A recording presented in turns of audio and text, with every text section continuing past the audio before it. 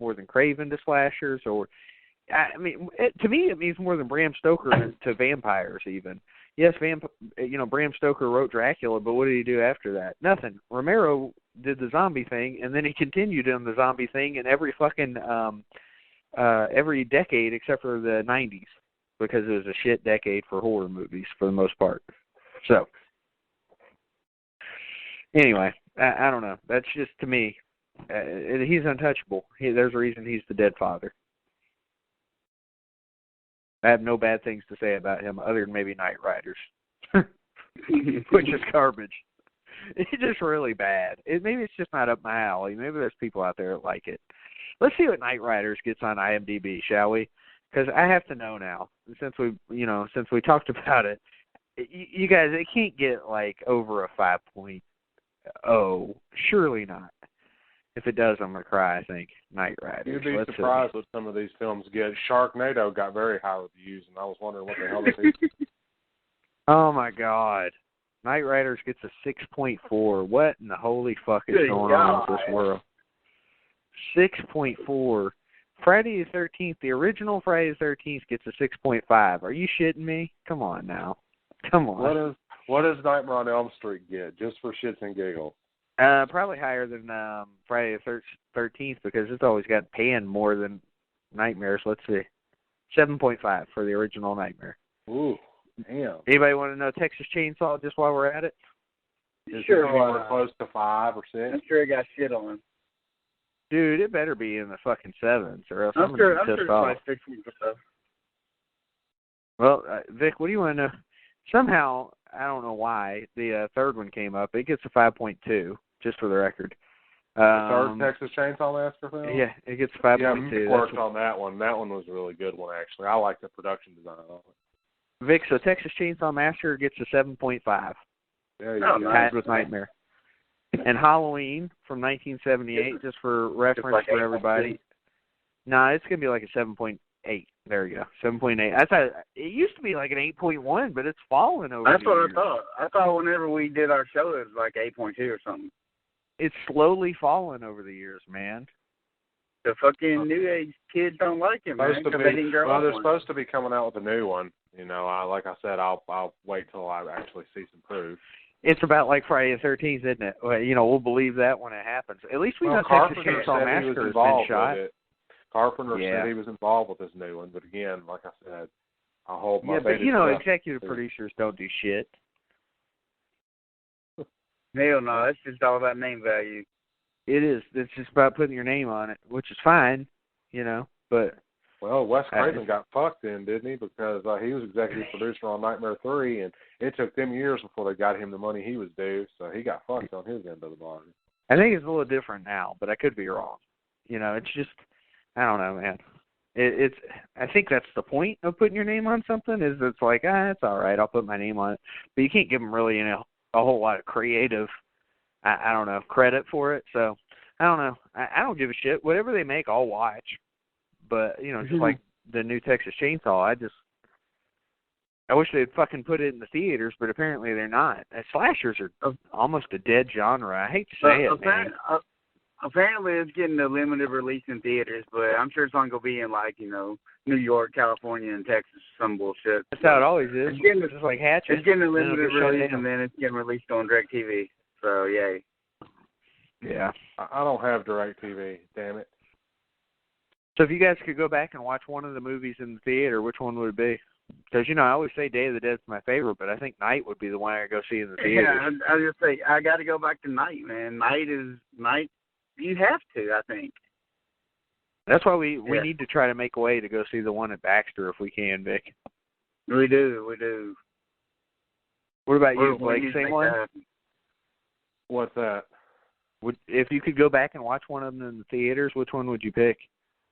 Man, it'd have to be a toss-up between Night of the Living Dead and Day of the Dead, mostly because Day of the Dead, that was the year that I was born, 85. So. Yeah. You're a young fella. Not really. Hey, man, I've earned every one of these gray hairs, thank you very much. You weren't here for all the shit that I had to deal with post-book release. I had people threatening me, man, trying to come find me and telling me my kids needed to starve and shit. Okay, I've been through shit, okay? So last show we did together was Ramirez, or at least full show. We did Ramirez together last year, and then you took it over, and like I was feeling bad at the time, and then I stayed sick for like a long time after that. Vic too. We were fucked up at the time. It's crazy. We're both all alive. We're all three alive still though somehow. Yeah. We get kicked off of certain podcast platforms. You know, we can't do a fucking Ted Bundy show without getting kicked off of Blog Talk. I don't know what its problem with Ted Bundy is, but they had issues. They don't like Ted Bundy at all.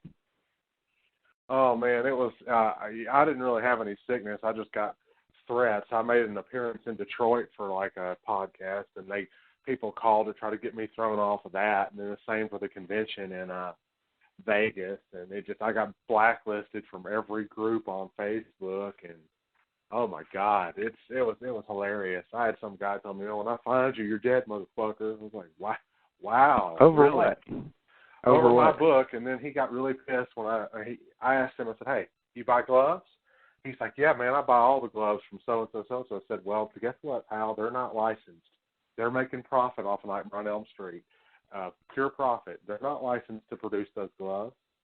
It's the same difference. I gave my book away for free when you pay for the other book. It was a limited release, and people just ready to tell about it. I still got y'all's copy here on the shelf, actually. It's fine. I sold it. I sold a lot of copies, and I also pissed some people off. And my agent at the time, I think, was trying to weed some of that stuff out, but. Yeah, man, it was ridiculous. It was ridiculous. You'd be surprised who turned on me. It's cool. I got my plaque. I got to be inducted into the Hall of Fame. I got my shit. I got some respect, and everybody in Nightmares read the book. So, damn. Mission accomplished. Hell yeah. All right, well, I'm getting too drunk, and I think now's the time to kind of give our last thoughts on Romero, because I know Vic's got to head out in a minute, and I think I'm going to get some sleep sooner rather than later. So, Vic, I'll let you start, buddy. All right, I think I've pretty much said my piece between here and Facebook and whatever, but George Romero, to me, he was the most iconic horror director of all time. Possibly even just movie director itself. He meant more to his genre of movies than any director that you'll ever see. And the day that we lost George Romero, we lost a true icon. And like I told you the other day, Travis, to me, George Romero dying is like when Ali died to the city of Louisville. The whole city shut down. Well, the whole horror community shut down for the day that Romero passed away.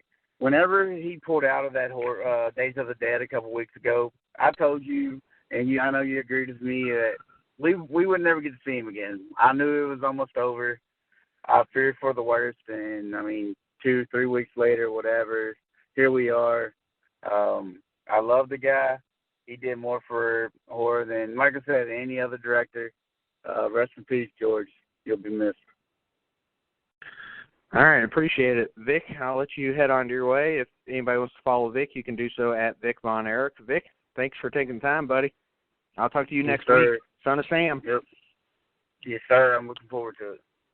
All right, so Vic's heading off to work. Blake, you always have, you've got that writer's mind, so I kind of want you to put a bow on your thoughts on George Romero. We've talked about it for almost an hour and a half, but, I always appreciate, it's summed up at the end. All right, not a problem. Well, we did lose a true icon to not just horror, but to American cinema, because George Romero framed the context for what would become a formula for many different movies, horror, non-horror, whether it was camera angles, writing style, cinematography elements, dialogue, and he even made a few cameos in films himself. He was all about the film, and I think the best way to remember him is exactly how it is. He gave us life by making movies about death. I can't put it any other way. Every time I turn on a Resident Evil game, I think of George Romero. Every time I watch a zombie film, I think of George Romero. whether it's his film or not. And I wish he would have gotten to, hang around and see exactly how much he's loved in the, in the horror world, especially. And he didn't, he transcends ages. There are people in their 70s that remember seeing Night of the Living Dead in the theaters when they were in their 20s or 30s at the time. And it's been a memory that most people keep. My grandmother remembered him, and she was in her 40s when she saw it. So it just, to have something stand the test of time like that is absolutely amazing. But he did, in fact, do a lot for cinema. He gave moviegoers and horror fans life by telling stories about dead people. And that's brilliant. Makes you rest in peace. It's a great way to put it, Blake. Well, Blake, Hey. If you have anything else you want to throw out, I'll wrap up it with my bow. But you go ahead if you've got anything else. Well, you can always stop by and visit me at BlakeBestHorror.com. I've got my own domain. I'm a prolific writer, and I'm working on my second book right now. I'm actually shopping for publishers again, and I've got a little crowdfunding thing going on GoFundMe. So if you like good horror and you enjoyed my first 2 books, you'll enjoy this one. You can hit me up on Facebook at facebook.com /Shreddy Krueger 1428. You can find me on my author page on Facebook. Just search Blake Best. I'm a guy that kind of looks like Eric Estrada with a little bit of a better mustache. So, but yeah, that's about it. I'm on Twitter, but I never get on there, so I'm not even going to throw that out. And yeah, so that's it. Blake, I appreciate it. Hopefully we can talk again next week about Son of Sam. I'm looking forward to it. I hope we can too. And if nothing else, I'll push it on my page for you guys and make some announcements for you. No problem. I'll shoot out the Spreaker link to you tomorrow, okay, bud? All right, bud. Take it easy, and congratulations again on the announcement, and get you some rest. You deserve it, brother. Thanks, man. I appreciate it. All right. And that was Blake. That was Vic. And, that's 2/3 of the thoughts on George Romero. I wish more people would have called, but, sometimes it gets to be kind of overkill when a lot of people call. So let me give my thoughts on Romero. I met John Carpenter. I met, George Romero, and the differences are staggering between the two of them, even though that they influenced whole generations of subgenres and genres and whatever else. I just want the difference between meeting those two is just completely different. Carpenter was fine, but he wasn't exactly what I'd call a quote-unquote nice guy. Romero was. I mean, I've heard, I don't know, sometime in the past people say that he wasn't nice, but everybody I've ever actually for real talked to said that he was nice, he was a gentleman. He was that way with us. He was that way with Vic. He was that way with me. I met him at my first horror convention. I'm sitting here looking at a Day of the Dead autograph from him, and it said "Stay Scared." And while zombies have never really scared me, his movies have always had an influence on me since I saw Night of the Living Dead in middle school. I have no idea when I saw Dawn of the Dead and Day of the Dead.